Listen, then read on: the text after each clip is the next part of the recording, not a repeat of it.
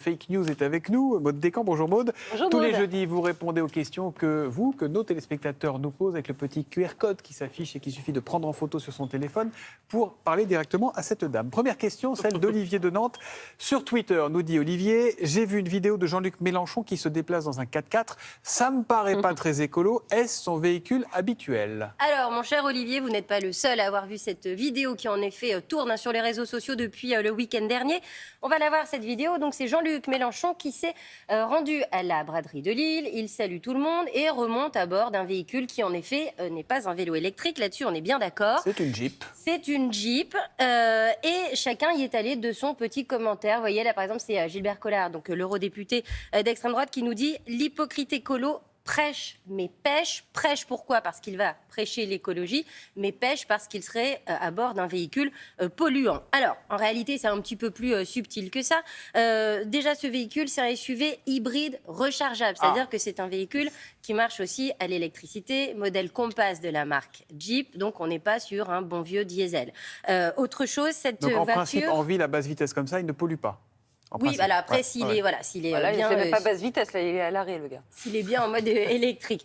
Ensuite, ce que nous dit la France insoumise, c'est que ce n'est pas la voiture de Jean-Luc Mélenchon, c'est une voiture de location. Et Jean-Luc Mélenchon n'est pas venu de Paris à bord de ce véhicule. Ce véhicule a en fait transporté 5 personnes de la France insoumise et du matériel. Jean-Luc Mélenchon, lui, est arrivé et reparti en train, voilà, pour les clarifications. Non, il n'a pas pris de jet ni le char à voile.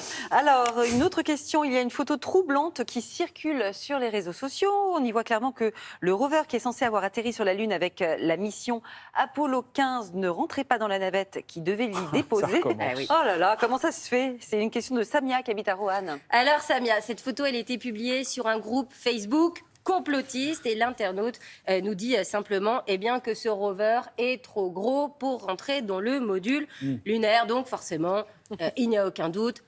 C'est faux, on n'est jamais allé sur la Lune et ce rover n'est jamais allé sur la Lune. Bon, évidemment, la réalité est tout autre. Un rover, en fait, c'est comme un vélo, comme certains vélos, ça peut se plier, tout simplement.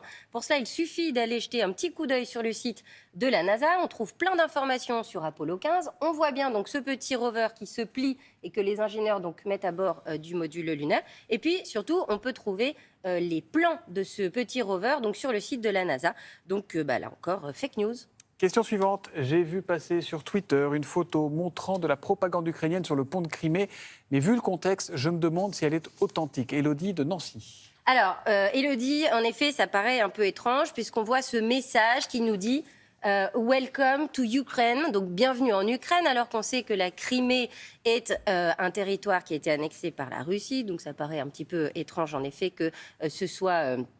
le message vraiment diffusé. En fait, il s'agit d'un montage. Vous voyez, c'est un internaute qui a fait une capture sur Google Street View, qui ensuite s'est amusé à ajouter un tableau de bord et ce message Welcome to Ukraine. Donc, cette image n'existe pas, c'est un montage. Alors, une question qui m'intéresse énormément, comme Ingrid d'ailleurs qui habite à Talence. Depuis quelques jours, je vois plusieurs comptes certifiés faire des tweets avec un seul mot. Pouvez-vous me dire d'où vient cette mode?